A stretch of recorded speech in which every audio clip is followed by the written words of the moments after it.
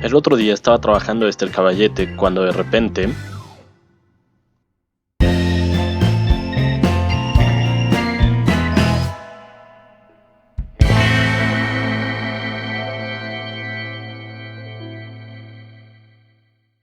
Hola, hola, hola.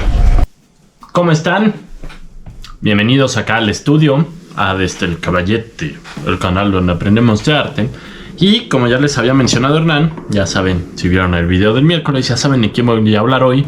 Pero si no, pues les cuento un poquito que... Pues las historias llegan en el momento en el que deben de llegar. Yo creo eso. Creo que uno va aprendiendo cuando debe de ser el momento justo. Y así me pasó con esta mujer de la que vamos a hablar, con Aloís. Se llama Aloís Corbás. Yo estaba buscando información para hacer un TikTok.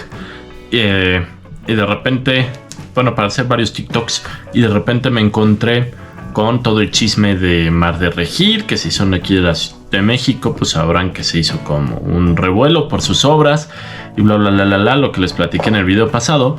Y sin querer, de repente me encontré con la obra de esta mujer, de Aloís, que pues tiene un gran valor artístico. Si vieron mi video del miércoles van a entender qué onda con el valor artístico. Y pues un valor, me gustaría decir que emocional y un poco... Pues sí, yo creo que se queda ahí como en el valor artístico y el valor emocional. Y nos llena un poco para actuar como sociedad. Para hacer algo como sociedad. Para lo que yo les he dicho hasta el cansancio aquí. No permitir que siga habiendo casos como el que les voy a contar ahorita. Nosotros como hombres nos toca la responsabilidad de desaprender muchas cosas. Desaprender el machismo. En fin, muchísimas cosas que traemos ahí de enseñanza sin quererlo. Pero pues tenemos la responsabilidad de cambiar todos estos paradigmas, estas cosas. Y pues no solo los hombres, también mujeres. Todos tenemos responsabilidades, todos tenemos que aprender muchísimo. Y todos tenemos que entender que la libertad es algo súper valioso. Y que pues mi libertad termina donde empieza la del otro, ¿no? Entonces tenemos que ir viendo todo eso.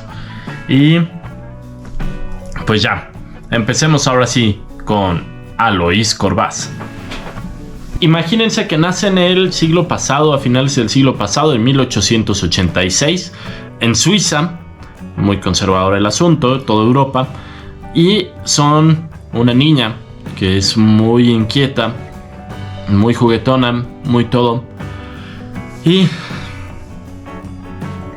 pues les encantaba la música, te encantaba la música, el baile, cosas que no estaban bien vistas en ese tiempo para una mujer. Soñabas con ser cantante, sin embargo, en ese tiempo pues las cantantes pues no eran muy bien vistas. Como siempre, el hombre queriendo convertir en objeto a las personas y más a las mujeres. Entonces una mujer que era cantante era igual a ser una mujer, pues, ¿cómo lo diremos? Sin sonar feo. Pues una mujer que no merecía el respeto de nadie. Hoy sabemos que todas las personas merecían respeto, pero en esa época no.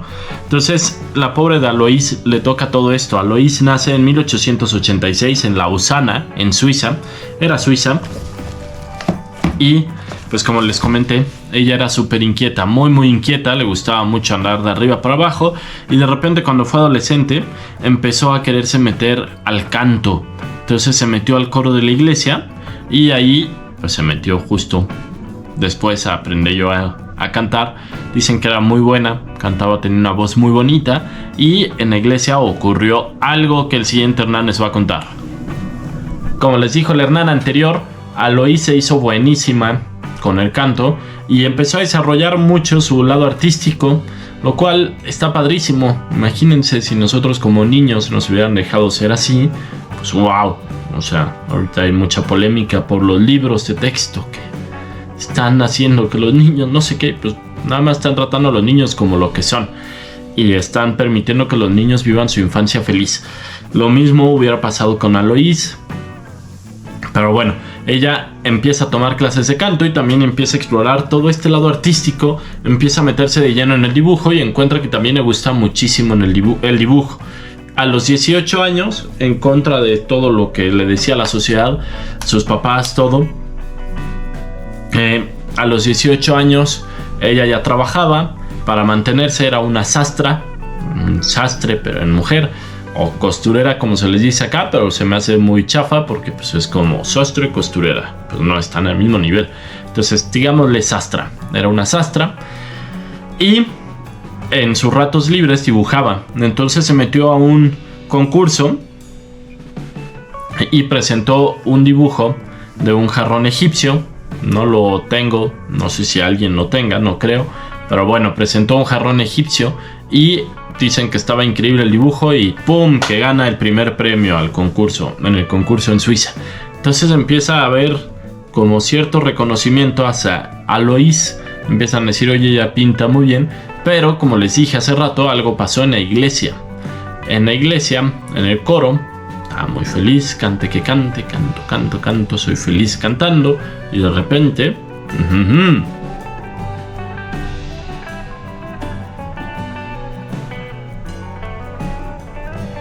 Es mi cara de ligador. ¿Quién es ese hombre que va pasando por allí? Me gusta. Alois se encuentra con un sacerdote muy joven, empieza a hacerle ojitos, él a ella a él, y ¡pum!, se nos enamoran. Evidentemente, cuando los papás se enteran de este amorío, dicen, oye Alois, no hombre, ¿cómo crees? O sea, te pasamos lo del canto, lo del dibujo, aunque no deberías de estar haciendo eso, tú deberías de estar cumpliendo las funciones de una mujer, así decían en esa época. Entonces, pues bueno, te toleramos eso, pero ya enamorarte de un sacerdote nos vas a meter en un broncononón, eso no se puede. Entonces obligan a que Alois termine su noviazgo con el sacerdote, lo cual me parece todavía hoy en día una tontería, pero bueno, obligaron a que terminara el noviazgo con el sacerdote. Y entonces sus papás le dicen, pues no, aquí en Suiza no tienes cabida, ya no te queremos aquí, tienes que irte a educar a un lugar más acá para que veas qué onda. Entonces la mandan a Alemania, se va a Alemania y pues la teoría era que iba a educar a 2 niñas. Estando ahí iba a ser la niñera de 2 niñas, pero pues no se sabía de quién eran esas niñas. Cuando ella llega a Alemania se entera. Llega, como les dije, allá para ser niñera de 2 niñas y estando ahí se entera que las niñas eran nada más y nada menos que las hijas del rey Guillermo II, que era en ese tiempo el rey de Alemania. En ese tiempo todavía era un reinado en Alemania. Fue el último emperador alemán. Se murió en 1941 y pues él abdicó, o sea, renunció en 1918. Entonces Alois llega 5 años antes de que pase esto. Un poquito, 1904, 1905. Llega como 13 años antes de que Guillermo tenga que irse del reinado. Y pues ya, él era pues un cuate en esa época bastante guapo. Se decía que era muy guapo. Les voy a dejar acá la foto para que la vean, para que lo vean. Están viendo acá. No sé qué fijación tienen los alemanes con sus bigotitos chistosos, pero bueno, Guillermo II también tenía un bigotito chistoso. Y pues Alois ve al patrón, el patrón ve a Alois y se cuenta que se enamoran. Alois cae perdidamente enamorada del cuate de Guillermo II, pero Guillermo II, cuando se da cuenta de que esto le puede ocasionar bastantes problemas, porque imagínense cómo un rey se iba a meter con la niñera de sus hijas, pues opta por lo más sencillo, lo más cobarde, pero lo más sencillo para ese tipo de personas, ese tipo de hombres, que fue dejarla. Y la deja y la regresa a Suiza y la reniega de ella, y a todo el mundo le empieza a decir, ay no, qué bueno que se fue Aloís, ¿qué crees? Que se me lanzaba. Ay no, yo de plano con ella no, está medio mal de su cabeza, está obsesionada conmigo, muy obsesionada conmigo. Aloís entonces desaparece en ese momento de ahí de Alemania. 1913 es cuando regresa a Suiza después del amorío con Guillermo y de que la negaran, y coincide justo con, si ustedes saben de historia, son ñoños de historia, sabrán que en 1913 pasó un evento que cambió la historia, que fue el inicio, bueno, en realidad en 1914 fue cuando empezó la Primera Guerra Mundial, pero en 1913 ya se empezaba como a mover ahí todo el mundo, empezaba a haber varias cosas allí que apuntaban a que iba a haber un enfrentamiento bruto entre países. Entonces Aloís llega a Suiza y empieza a decir, oye, pues esto no está bien, ¿por qué tenemos que ser así? Empieza a hacer marchas pacifistas, participa en marchas pacifistas, empieza a meterse de lleno en todo el movimiento pacifista, a pedir que no se lleven a sus amigos a la guerra. En fin, empieza a querer pues cambiar un poco el mundo y la visión de la gente, pero en ese tiempo pues una mujer no podía hablar y una mujer no podía expresar ideas políticas. Entonces empezaban a decir, híjole, Aloís está mal, empiezan a investigarla, los papás se empiezan a preocupar porque dicen, oye, está muy mal nuestra hija, ¿qué hicimos? ¿Por qué nuestra hija no hace cosas de mujeres? ¿Por qué se tiene que ser así pacifista? Y empieza a meterse de lleno con el Partido Socialista también, hace cartas y escritos religiosos, empieza a sacar su lado religioso coherente, y aparte empieza a decir que muchas veces los delincuentes son víctimas de un sistema que los quiere ahí. Entonces imagínense, ideas súper adelantadas a su época y peligrosas en ese momento para que una mujer las tuviera, ¿no? Una mujer empezara a decir todo eso. Entonces Aloís se empieza a convertir en un peligro. Los padres preocupados entonces empiezan a buscar, a rebuscar entre las cosas las pertenencias de Aloís, y se encuentran una carta que se dice que era ardiente, una carta muy coqueta que le escribe al rey, a este cuate Guillermo, en donde pues se le declara completamente y le dice que lo extraña y todo. Entonces los padres interceptan la carta, no dejan que llegue a destino y dicen, no, Aloís de plano está muy muy mal, tenemos que mandarla a un psiquiátrico. Entonces el hospital psiquiátrico la analiza, ve todo y dice, sí, en efecto, es esquizofrénica y aparte tiene problemas de enamoramiento excesivo, y la recluyen en un hospital desde 1918 y lamentablemente jamás pudo salir Aloís. Desde 1918, desde los 22 años, no pudo salir de un hospital psiquiátrico por culpa del machismo y por culpa de la estupidez humana.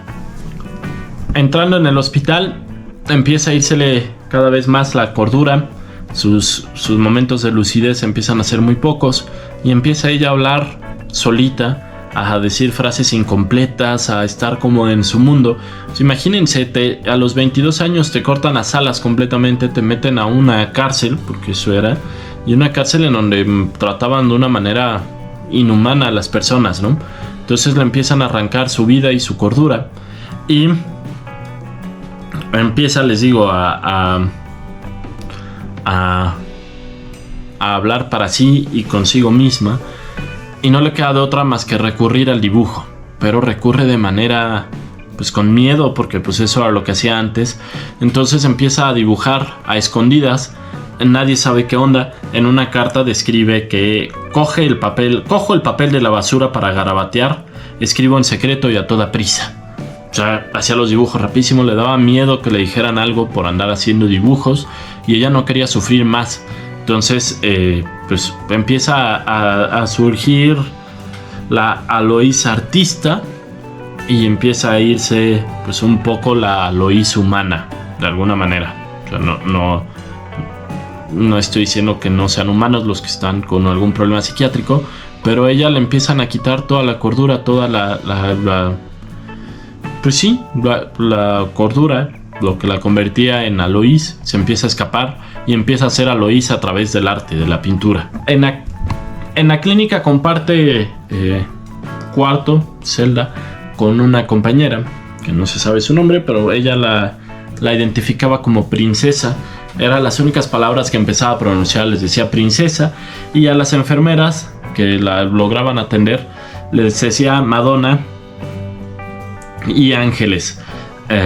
Y empezó a pintarlas de esta manera. Vean este cuadro, ya lo están viendo ahorita. Vean qué bonito, por una técnica. Curioso cómo coinciden los estilos. Acá en México han habido pintoras así. Se me escapa el nombre de la que ya les conté. En Estados Unidos, la de los ojos grandes.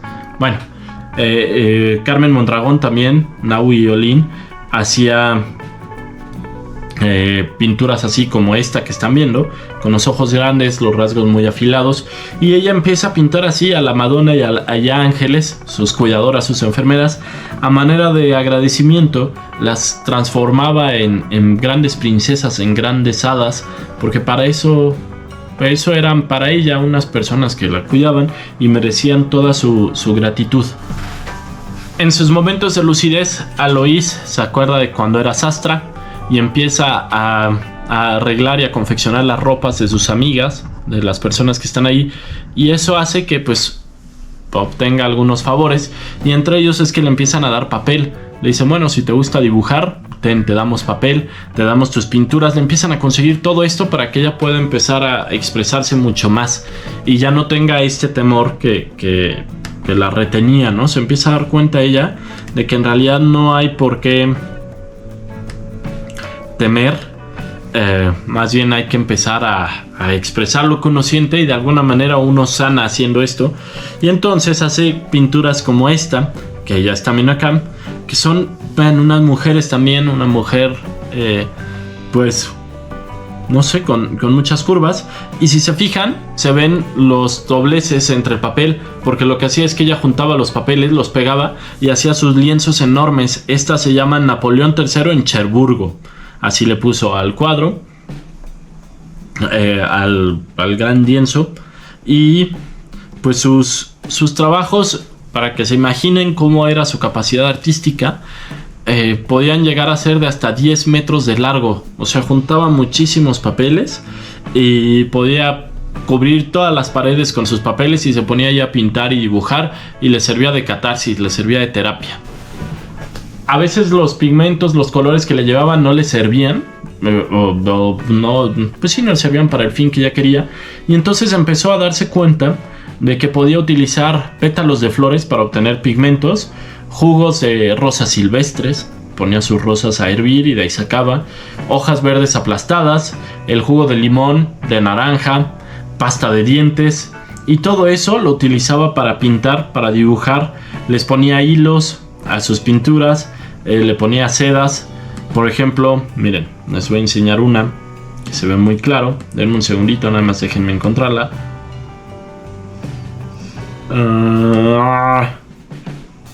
Por ejemplo, esta que se llama Mater Dolorosa.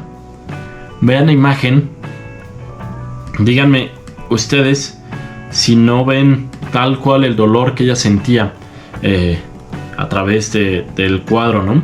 Que es un poco lo que hablábamos el miércoles pasado, lo que les contaba del valor emocional, el valor que te genera una obra. Y aquí se ve perfecto lo que yo les platicaba, todos los pigmentos que usaba, alguno que otro hilo, en fin, empieza ya a soltar lo que trae dentro para aliviar un poco toda su existencia. Obviamente toda esta actividad artística empezó a llamar la atención de la gente dentro del hospital psiquiátrico, y un doctor se dio cuenta de la habilidad que tenía ella. El doctor se llama Hans Steck. El doctor dice, wow, Aloís, qué padre todo lo que haces. Empieza él a resguardar las obras de Aloís. Gracias a él podemos ver esto que están viendo ustedes, estos cuadros que ya les puse. La resguarda y empieza a decir, oye, está muy interesante ver pues entender la visión de los pacientes psiquiátricos a través del arte. Es de los pioneros, el doctor Hans Tech, que empieza a relacionar psiquiatría con el arte y empieza a hablar con sus alumnos y a mostrarles las pinturas de sus pacientes, empieza a hacer exposiciones, y en una de las conferencias que tuvo en 1930, a finales de 1930, fue Jacqueline Porret Forel, perdón, mi francés es muy malo, pero bueno, ella era una coleccionista de arte, marchanta de arte. Ve estos cuadros y dice wow, y entonces empieza ella a promocionar a Alois junto con el doctor Hans, y empiezan a resguardar los cuadros que hacía. De repente el hospital psiquiátrico empezó a tener mucha importancia, empezó a llegar muchísima gente para querer conocer a Alois y ver todo su arte. Empezaron a llegar muchos coleccionistas, muchos cuates interesados en el arte, y pues ella seguía en su rollo, siendo muy amiga de sus compañeras, sus enfermeras, y aparte le dieron un papel muy importante.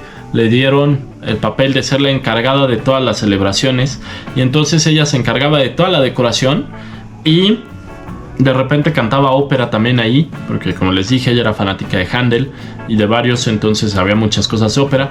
Cantaba ella ópera, y aparte dicen que dejaba todo bellísimo, que para ella cualquier celebración era como si fuera un baile real o algo así súper elegante, y le empieza a generar eso muchísimas más simpatías.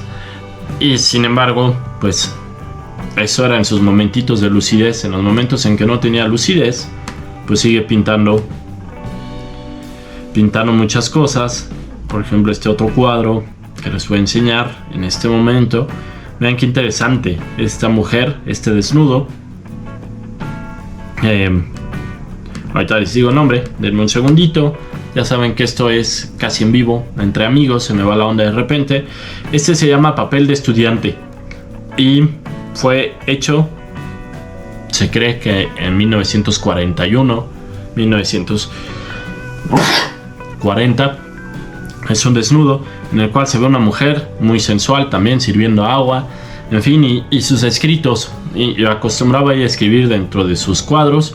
Yo creo que también una manera de terapia para seguir pues sublimando todas sus carencias, sus cosas, poder seguir con su terapia, que según era una terapia que le iba a ayudar a estar bien. Pues ya sabemos cómo eran en ese tiempo los hospitales psiquiátricos.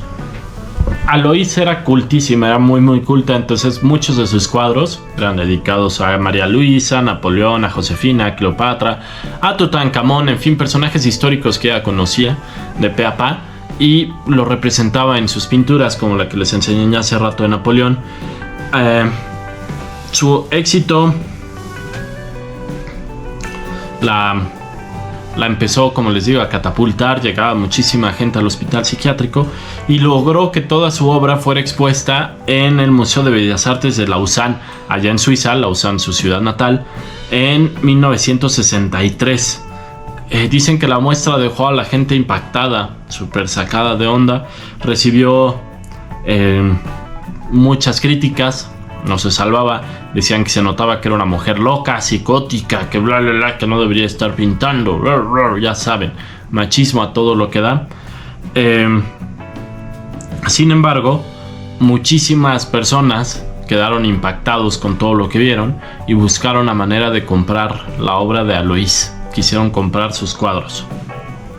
Esta es una de las pinturas más famosas de Alois. Se llama Mitatalant Lanza de Pomstor. Mitatalant, no sé qué sea. Lanza manzanas de oro o pomodoros, jitomates, pues no sé, pero se ve una figura como Napoleón, la está viendo ahorita, chaparrito, y atrás, pues yo supongo que, pues quién sabe, una mujer. La verdad no sé, pero me parece muy interesante toda su obra, como pues, su visión del mundo se ve un poco reflejada acá, cómo veía ella el mundo y cómo intentaba mostrarse como era. Encontró valor para mostrarse tal cual era. En 1963, justo después de su exposición, invitan a Aloïse a formar parte de la Sociedad de Mujeres Pintoras del Art Brut de Suiza, el arte bruto de Suiza, como el arte naïf. Y dicen que Aloïse fue, así como la están viendo ahorita, es esta señora que está acá. No tengo foto del evento, pero bueno, tengo a ella para que se imaginen cómo era.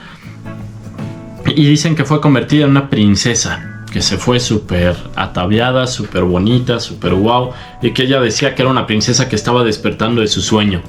La gente la aplaudió, le hicieron un gran homenaje, ella seguía en su rollo, y lamentablemente el 5 de abril de 1964 Aloïse murió en el abandono. A pesar de que tenía gente ahí cuidándola y todo, pues la abandonó su familia. Guillermo II no se hizo responsable.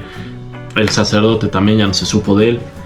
Pasó 55 años encerrada en el hospital psiquiátrico. Y dicen que sus últimas palabras dentro del hospital fue un aria de Verdi. Ella, como les dije, le encantaba todo esto. Y empezó a cantar una canción de Verdi. Y pues nada, hasta ahí quedó la pobre de Aloïse. Casi toda su obra fue destruida, la mayor parte de sus primeras obras fueron destruidas, hasta que, pues lo que les platiqué, el doctor las empezó a resguardar. Sin embargo, él también, pues algunas las tiraba, decía yo, ¿para qué las quiero? Entonces, hasta que llegó Dubuffet en 1947, que fue un pintor. Jean Dubuffet fue pintor francés muy conocido también, algún día les voy a enseñar, un pintor abstracto. Él conoció la obra y empezó a quererla almacenar mucho más. Entonces lo que ahorita se conoce de Aloïse fue gracias a Jean Dubuffet. Acabamos este video, aprendimos un poco más de la vida de Aloïse Corbaz, y sobre todo lo que quiero decirles es que hagamos que este mundo sea un poquito mejor, quitémonos ideas de la cabeza, ayudemos. Si vemos una persona que en verdad tiene un problema psiquiátrico, no le hagamos el feo, platiquemos con ellos. Los vagabundos tienen muchísimo que enseñarnos, ayudémosle con un peso. Para nosotros un peso es mucho más fácil de recuperar que para ellos. En fin, con lo que tengamos a la mano, escuchemos siempre, ayudemos a la gente con eso, escuchando y siendo empáticos. Y sobre todo, sigamos llenando de arte este mundo. Hagamos que el arte en México y en el mundo sea un arte que no tenga clases sociales, un arte desclasado. Hagamos que el arte esté acá afuera, en todos lados, que todo el mundo pueda acceder a él. Ya saben, si les gusta este video, ayúdenme a compartirlo. Yo fui Hernán, yo seré Hernán, yo soy Hernán. Síganme en mis otras redes, se las dejo ahí en la descripción. Ya me aburrí de decirlas siempre. Y sobre todo, ayúdenme a esparcir que el arte es libertad, y el arte es amor, y el arte es increíble. Muchísimas gracias, nos vemos el miércoles. Les voy a leer unas cosas sobre la Ciudad de México. Adiós.